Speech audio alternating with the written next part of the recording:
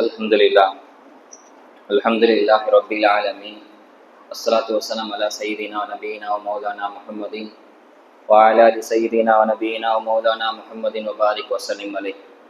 அம்மா பாத். அல்லாஹ்வின் மாபெரும் கிருபை. இன்னைக்கு ரமதான் பிறை 17. தினமும் தராவில ஓதின சூறாவில் ஒரு ஆயத்தை எடுத்து அதை பற்றி நம்ம தப்சீர் பண்ணோம். இன்னைக்கு ரமதான் பிறை 17 சொன்னாலே நமக்கு நினைவுக்கு வர்றது பத்ரு ஷுஹதாக்களோட நினைவு நாள். இந்த நாளில் தான் இஸ்லாத்துடைய முதல் போர் பத்ர் போர் நடந்துச்சு. அதனால இன்னைக்கு அதை பற்றி கொஞ்சம் பார்ப்போம். ஏன்னு சொன்னால் இஸ்லாத்துடைய வரலாறு தெரிஞ்சுக்கிறது ரொம்ப முக்கியம்.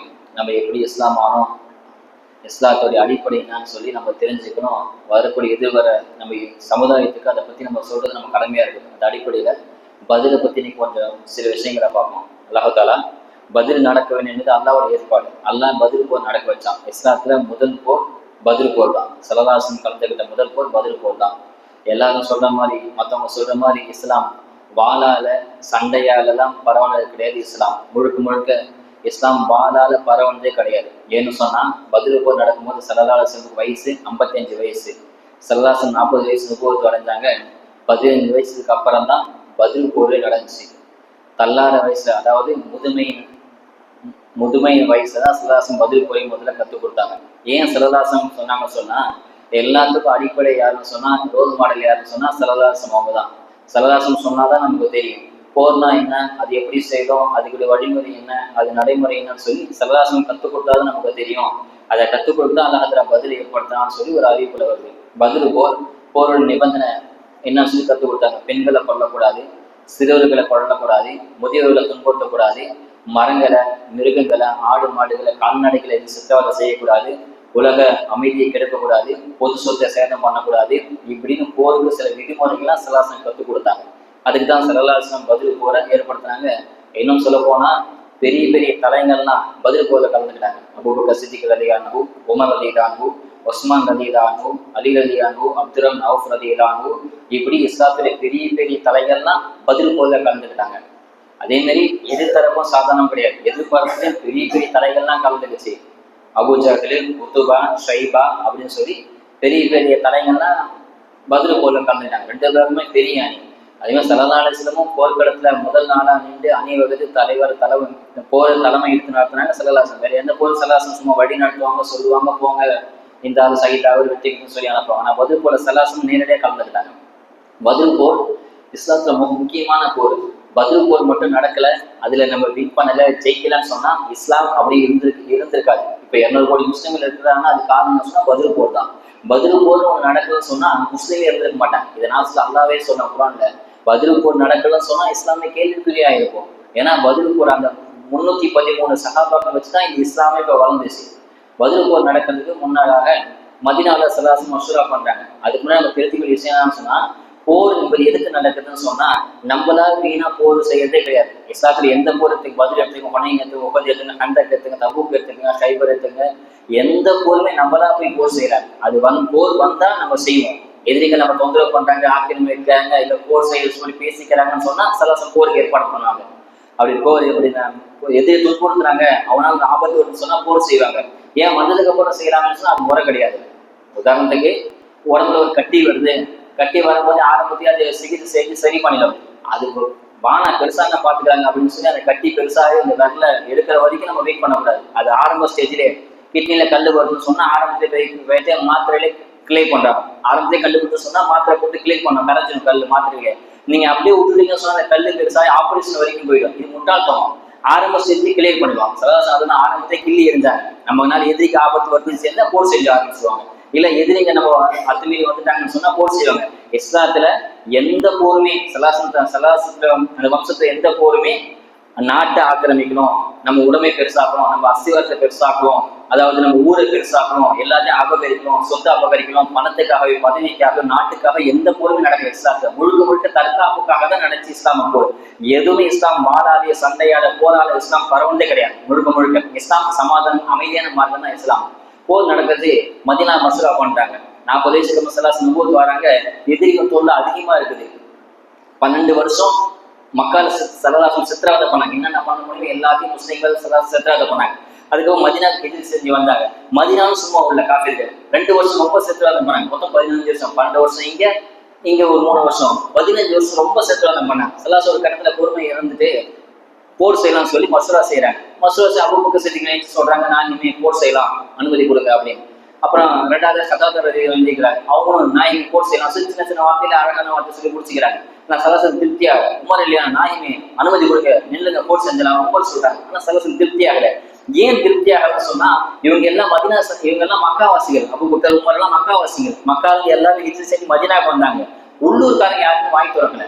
நம்ம வீட்டுல போய் அந்த தங்க ஒரு வீட்டுல போய் நம்ம அடைக்கலமா இருக்கிறோம், நம்மளே வந்து முடிவு பண்ண கூடாது இல்லையா? அந்த வீட்டுக்காரங்க சொன்னாதான் நம்ம முடிவு பண்ண முடியும். அந்த மாதிரி சல்லல்லாஹு அமைதியா இருக்கிறாங்க. மக்காவாசிகள் எல்லாம் பேசுறாங்க, மதீனாவாசிகள் வாங்கி திறக்க அமைதியா இருக்கிறாங்க.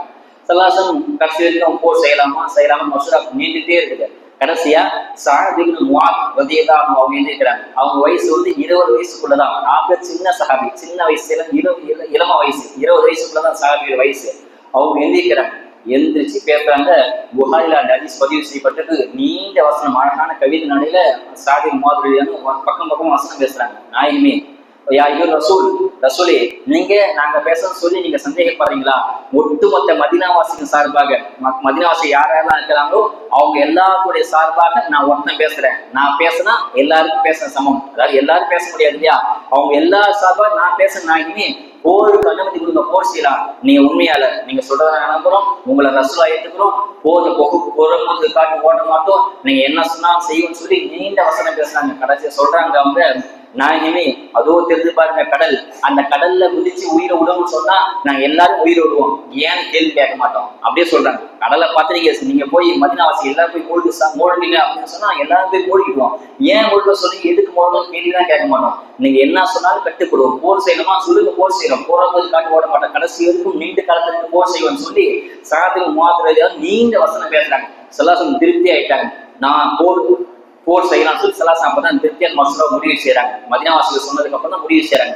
போர் நடக்குது ஒரு இடத்துல, பதில் அப்படின்ற ஒரு இடத்துல போருக்கு ஏற்பாடு செய்யறாங்க. அதை ஒரு பதில் அந்த இடத்துல ஸல்லல்லாஹு அலைஹி வஸல்லம் அல்லாஹ் தஆலா சொல்றான், ஏதாவது ஆரம்பத்துல வலகுன அஸ்லக்கும் அல்லாஹ் பதில் வாங்கும் அதில்லா.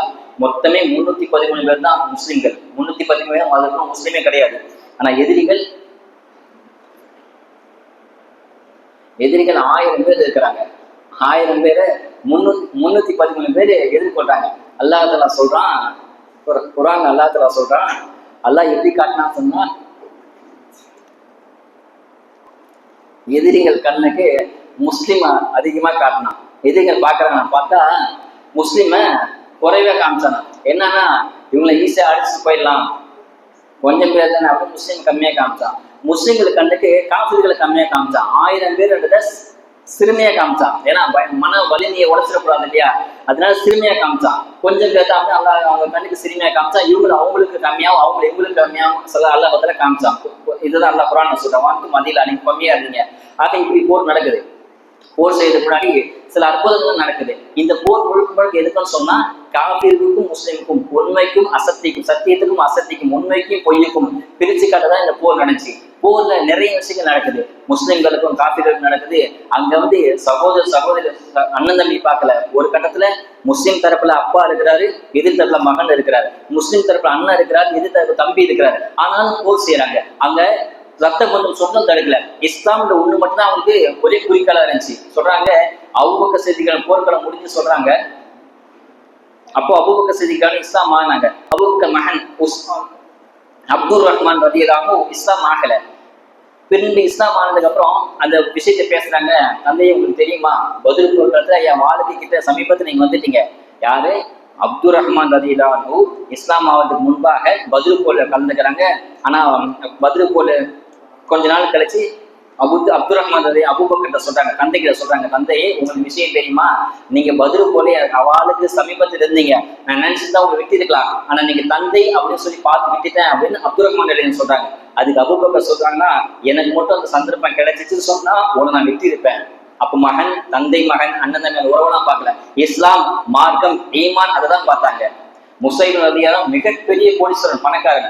அவர் தம்பி காபீரா இருந்தார். அவர் பேரு அபு அஜீஸ் அவரு காபீரா இருந்தார். தன்னை முசைப் உமைர் ரலியல்லாஹு முஸ்லீமா இருந்தார். போர்க்காலத்துல அவர் கைதியா பிடிச்சிட்டாங்க. அபு அஜீஸ கைதியா பிடிச்சிட்டு அவரை பணமத்தை வச்சு கட்டுறாங்க. ஒருத்தர் கட்டிட்டு இருக்காரு. கட்டிட்டு இருக்கும் போது அண்ணன் வந்து சொல்றாரு, அண்ணன் யாரு முஸ்லீம், முசைப் உமைர் ரலியல்லாஹு சொல்றாங்களா, அவர் நல்லா இறுக்கமா கட்டுப்பா, அவரை கட்டுங்க, அவங்க அம்மா பெரிய பணக்காரி, காசு கொடுத்து விலைக்கு வாங்கிட்டோம், கட்டுங்க அப்படின்னு சொல்றாங்க. தம்பி ஆச்சரியமா பாக்குறாரு, அண்ணனே இப்படி சொல்றாரு, அண்ணன் முஸ்லீமு தம்பி காஃபிர். அப்ப சொல்றதா, நீ என் சகோதரன் கிடையாதுப்பா, உன்னை கட்டுறாரு பாத்தீங்கன்னா ஒரு முஸ்லீம், அவன் தான் எங்க உண்மையான சகோதரன் என்பதாக சொல்றாங்க. இஸ்லாம் அப்படிதான் பரவிச்சு. இஸ்லாம் அண்ணன் தம்பி ரத்த உறவு பார்க்கல, முழுக்க முழுக்க ஈமான் தான் பார்த்துச்சு. ஆனா இந்த காலத்துல பாருங்க, அற்ப சுகத்துக்காக ஒரு ஆண் பின்னால் ஒரு பெண் போறதும், ஒரு பெண் பின்னால் ஆண் போறதும், பெத்த தாய்க்கத்தை ஒதுக்கிட்டு, சொந்த பந்தங்களை ஒதுக்கிட்டு, அண்ணன் தம்பி ஒதுக்கிட்டு, எல்லாத்தையும் ஒதுக்கிட்டு அவன் தான் முக்கியம்னு சொல்லி நிறைய பெண்கள் நம்ம பெண்களே மாற்று மதத்துக்கு கூட போறாங்க. ஒரு சின்ன வாழ்வாதாரத்துக்கு காசு கொடுக்குறாங்க, ட்ரெஸ் கொடுக்குறாங்க, சொல்லி மதம் மாறி போறவங்க நிறைய பேர் இருக்கிறாங்க. முழுக்க முழுக்க இதுதான் மிகப்பெரிய ஒரு கேடுகட்ட விஷயம். முஸ்லிம் இஸ்லாம் ஒரு உன்னதமான அருமையான மார்க்கம், அதை விட்டுட்டு எல்லாரும் போறாங்க. போர்க்களத்துல நிறைய அற்புதங்கள் நடக்குது, சொல்லிக்கிட்டே போலாம். ஒரு சஹாபி பேரு உகாஷா ரலியல்லாஹு, அவங்க போர் செய்யும் போது முஸ்லிம்களுக்கு முறையா வாகனம் கிடையாது, கத்தி கிடையாது, எதுவுமே கிடையாது. ஆனா எதிரிகள் எல்லாம் படையெல்லாம் பக்கவா இருக்குது. அப்போ உகாஷா ரலியல்லாஹு ஒரு கையில வாழை கிடையாது, போர் செய்ய வாள் உடஞ்சி போச்சு. அப்படியே போர் செஞ்சே கொஞ்சம் கொஞ்சமா வந்து சலாசம் கிட்ட வந்துட்டாங்க. வந்து நாயுமே என் வாள் உடஞ்சி போச்சு, வாளில என்ன செய்யு கேட்கும் போது சலாசோட கீழே கொஞ்சம் ஒரு கட்டை எடுத்துறாங்க, ஒரு மரக்கட்டை எடுத்துக்கிறாங்க, இந்த உகாஷா இதை வச்சு போர் செய்யும் சொல்லி ஒரு நல்லா சூடு அனல் பறக்க போர் செய்யறாங்க. 1000 பேரை 310 எடுத்து போர் செய்யறாங்க.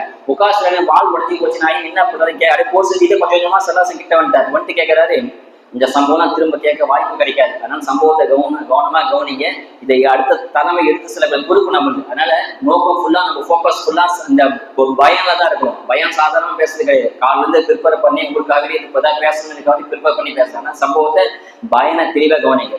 உகாஷா ரலியல்லாஹு கத்தி உடஞ்சி போச்சு, நாயுமே கத்தி உடஞ்சி போச்சு, வாழ் இல்லை என்ன சரி கேட்கும் போது சலாசம் அப்படி கீழே புரிஞ்சுட்டு ஒரு கட்டை எடுத்து தராங்க. உகாஷா இதை வச்சு போர் செய்யு சொல்லி நம்மளாம் தானே நினைப்போம், நம்ம என்ன கேட்கிறோம், இவர் என்ன பண்றாங்கன்னு நினைப்போம். நான் உகாஷா ரலியல்லாஹு கொடுத்தது யாரு, சலாசம் இல்லையா, அந்த கட்டை வச்சு போர் செய்யறாங்க.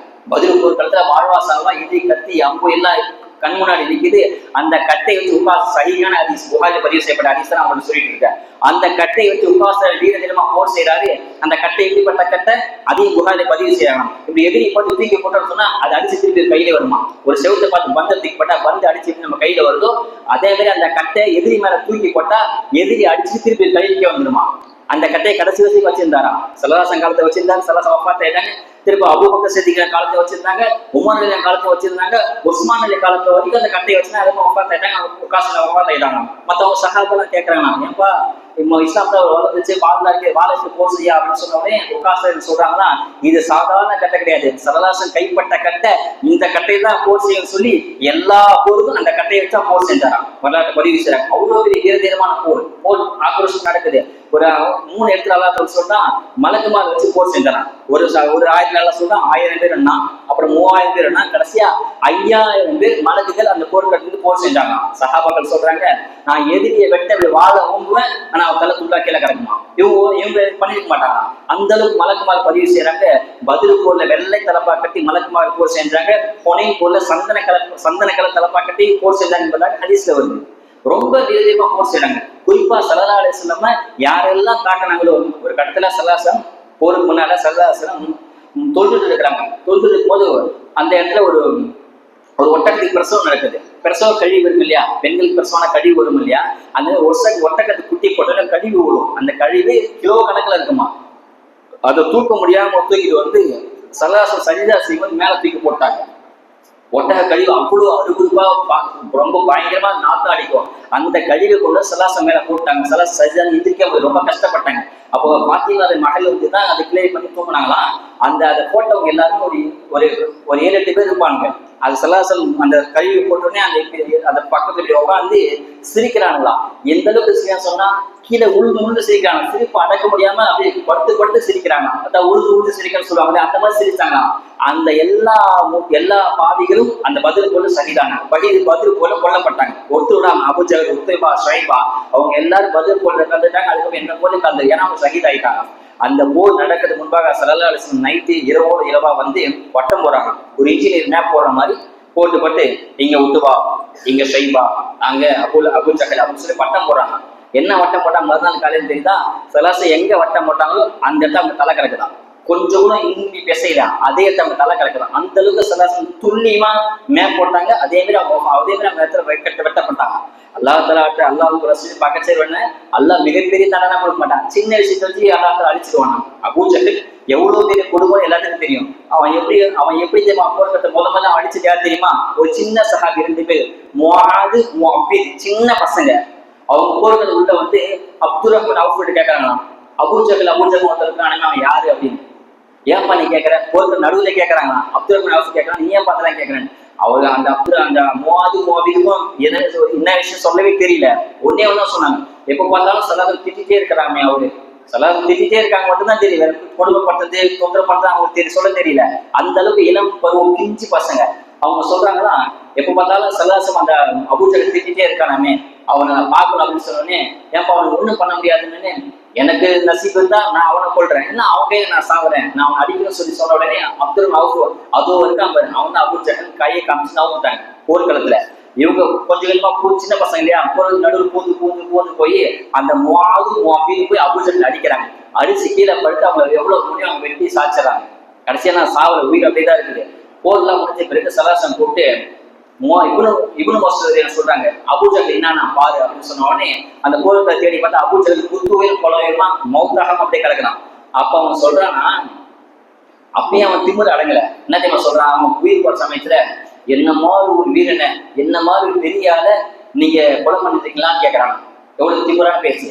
அவன் மௌத்தா போற சமயத்துல என்ன மாதிரி ஒரு வீரனை, என்ன மாதிரி பெரிய மனுஷனை நீங்க போர்க்களத்தை சந்திச்சிருக்கீங்களா, சாவடிச்சிருக்கீங்களா கேட்கறவனே இப்னு மஸ்ஊத் ரொம்ப கோவம் வந்து அவன் தலையை துண்டா வெட்டி இந்த பனங்கொலையில கொலை தூக்கி வரான், நொங்கு தூக்கி அந்த மாதிரி தலையை பிடிச்சி தூக்கி வராங்கன்னா சலாசம் கிட்ட இப்னு மஸ்ஊத் அவன் சொல்றான். இப்னு மஸ்ஊத் சொல்றாங்கன்னா, நீ ஃபிரௌனோட மோசமானவன் அப்படின்னு சொல்றாங்க.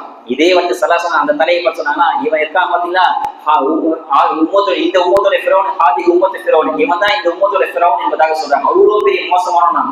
ஏன் அப்படி சொன்னாங்கன்னு சொன்னா, ஃபிரௌனை பத்தி நம்ம நேற்று பார்த்தோம் இல்லையா, அந்த ஃபிரௌன் மௌத்தாக்கும் கடல்ல கொடுக்கும் கலிமா சொல்ல முயற்சி செஞ்சான். கலிமா சொல்லலாம் சொல்லி வாயை திறந்தான். ஆனா ஜிப்ரீல் அலைஹிஸ்ஸலாம் அவன் கலிமா சொல்லணும்னு சொல்லி கடலுக்கு மண் அள்ளி வாயில அப்பனாங்க. ஒருவேளை கலிமா சொல்லிட்டு அல்லாஹ் மன்னிச்சிடுவோம், அல்லாஹ் அவ்வளவு ரஹ்மத் கிருபையால மன்னிச்சிடுவான்னு சொல்லி அவங்க கடல்ல மண் எடுத்து ஜிப்ரீல் அலைஹிஸ்ஸலாம் வாயில அப்பனாங்க.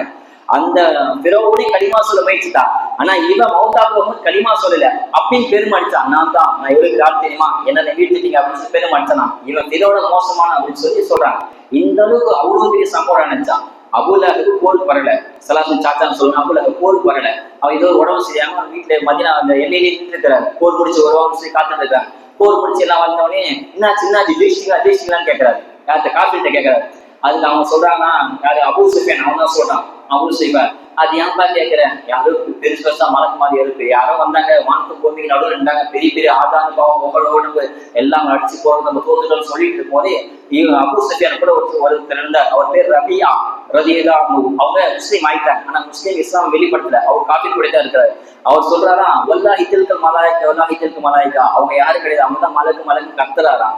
அப்போ அபூ சுஃபியான் கோவம் வந்து, எங்க கூட இருந்து நீ முஸ்லீம் சப்போர்ட் பண்ணான்னு சொல்லி அவரை அடிச்சு அவரை கீழே தள்ளி அவர் மேல உட்கார்ந்து இருக்கிறாராம். அவர் யாரும் சொன்னா அப்பாஸ் அலியோட அடிமை. அவரை அபூ சுஃபியான் அடிச்சு படுக்க வைக்கும் போது இதை உம்முல் ஃபலல் ரலியல்லாஹு அன்ஹா பாத்துறாங்க. பார்த்துட்டு வீட்டுல இருந்து ஒரு தென்னை கட்டிட்டு உருவி பல அபூ லஹப் அடிக்கிறாங்களாம். இன்னும் ஏன் அடிச்சாங்க சொன்னா, அவர் முஸ்லீம் ஆனது ஆகாது அப்போது இருக்கட்டும், ஒரு அடியை நீ எப்படி அடிக்கலாம், எஜமான் இல்லாம நீ எப்படி அவர் மேல கையை வச்சுட்டு ஒரே அடிச்சாங்களாம். பெண்கள் சாதாரணமா பாக்குறதுக்கு தான் தெரியும், மென்மையானவங்க சொல்லுவாங்க. ஆனா அவங்க அடியை சில சமயத்துக்கு உயிர் போற அளவுக்கு வலிக்குமா. ஏன் சொன்னா அபூ லஹப் அந்த அடியை வாங்கி அதே வழியில கரெக்டா 7ஆம் நாள் மௌத்தாவா போயிட்டான். அந்த பெண்ணை அடிச்ச ஒரு அடியில மௌத்தாவா போயிட்டான்னு சொல்றாங்க. ஆக ஏன் இந்த விஷயம் அவங்க ஏன் சொல்லணும்னு சொன்னா, இஸ்லாம் எப்படி வருது தெரிஞ்சுக்கணும். பதில் மட்டும் நடக்கணும்னு சொன்னா இஸ்லாமிய கேள்விக்கே இருக்கும். பதில் பல அற்புதம் நடந்துச்சு. நாளைக்கு விடிஞ்சா போது நைட்ல நிம்மதியா தூங்குறாங்க. யாருன்னா தூக்கம் வருமா? இப்ப நம்ம வீட்டுக்கு வெளியே ஒரு போலீஸ் நிக்கிறாங்க, நமக்கு தூக்கம் வருமா? எதுக்கு போலீஸ் வந்தாங்க, என்ன விஷயம், யார்கிட்ட போனாங்க, தூக்கமே வராது. விடிய ஒரு வீட்டுக்குள்ள பாம்பு பூந்துச்சு, நம்ம தூக்கம் வருமா? பாம்பு பூந்து போயிடுச்சு, ஒரு பூரா வந்துச்சு வீட்டுக்குள்ள, நம்ம தூங்குவோமா? பூரா எங்க அதை அடிக்கிற வரைக்கும் தூக்கமே வராது. ஆனா விடிஞ்சா போரு, வாழ்வா சாவா போரு. ஆனா சஹாபாக்கள் நிம்மதியா தூங்குறாங்களா? அல்ல, ஏன்னா தூக்கம் மிகப்பெரிய அற்புதம். ஏதாவது ப்ரெஷர் டென்ஷன் இருந்தா தூங்கி எந்த மைண்ட் ஃப்ரெஷ் ஆயிடும். ஆனா அப்படிப்பட்ட தூக்கம் அல்லாஹ்க்கு வராது. வாழ்வாசாவனை தேடி தூக்கம் வரும். அல்லாஹ் சொன்னா தூக்கத்தை நான் கொடுத்தேன்னு சொல்றேன். அல்லாஹ் நிம்மதியா தூங்கி எழுந்திரிச்சாங்க. எழுந்துச்சு பார்த்தா ஒரே மழை, சம மழை பெய்யுது. ஏன் மழைன்னு சொன்னா சில சஹாபாக்களுக்கு குளிக்க கடமையாயிடுச்சு. அந்த சமயத்துல குளிப்பு கடமையாயிடுச்சு. குளிக்கிறாங்க, சில சஹாபாக்கள் குடிக்கிறாங்க. ரெண்டு விஷயம் சொல்லுவாங்க. ஒண்ணு குளிக்க மழை பெய்ஞ்சுச்சு. இன்னொரு விஷயம், சஹாபாக்கள் இந்த இடம் எல்லாம் குண்டும் குழியுமா இருந்துச்சு. அதாவது பீச் மணல் இருக்குது அந்த மாதிரி இருந்துச்சு. நடக்கதே கஷ்டமா இருந்துச்சு. ஆனா எதிரிகளுக்கு மனம் சமமா சூப்பரா இருந்துச்சு.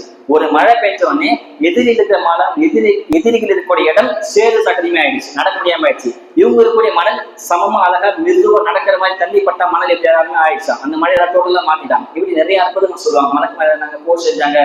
பதிரீன்கள் மிகப்பெரிய சஹாபாக்கள். அல்லாஹ் சொல்ல ஏமன் மாஷேதும் பதில் போர் முடிஞ்ச உடனே அந்த சஹாபாக்கள் அல்லாஹ் சொல்றாரா, உங்களுக்கு என்னெல்லாம் தேவை எல்லாம் செஞ்சீங்க. எந்த நபிக்கும் அல்லாஹ் சொல்லல, எந்த ரசூலுக்கும் அல்லாஹ் சொல்லல. ஆனா பதிகளை பார்த்து அல்லாஹ் சொல்றான், நீங்க என்னென்ன ஆசைப்படுறீங்க எல்லாம் செஞ்சீங்க. ஹராம் ஹலால் எதுவுமே கிடையாது, எல்லாமே ஹலால் ஆகிடும். அல்லாஹ் தஆலா அப்படிப்பட்ட சிறப்பு அல்லாஹ் கொடுத்தான். ஒரு பதிரீன்கள் பதில கலந்த சஹாபாக்கள் என்னங்க சொன்னா அவங்க தான் தொழுகு வைக்கணும். வேற என்ன சஹாபா தொழுகைக்கு அனுமதி கிடையாது. ஒரு பதில் சஹாபாக்கள் கலந்து விட்டாங்க இருந்தாங்கன்னு சொன்னா அவங்க தான் தீர்ப்பு கொடுக்கணும். வேற யாரும் தீர்ப்பு கொடுக்காது. அவங்க இருந்தாங்கன்னு சொன்னா அவங்க கொள்ள போயிட்டு யாரும் பேசக்கூடாது. இந்த அளவுக்கு பதில் சிறப்பு கொடுத்தாங்க. உங்களுக்கு ஏதாவது கஷ்டம் இருந்து நோய் வந்து சொன்னா இந்த 313 சஹாபாக்களை பேரை சொல்லி துவா கேட்டா அல்லாஹ் நிச்சயம் கபூலாக்குவான். அல்லாஹ் சுப்ஹானஹு வ தஆலா இஸ்லாம் முழுமையாக புரிந்து அதன்படி வாழக்கூடிய தௌஃபீக் அல்லாஹ் நமக்கு தந்தருள் புரிவானாக. அஸ்ஸலாமு அலைக்கும் வரஹ்மத்துல்லாஹி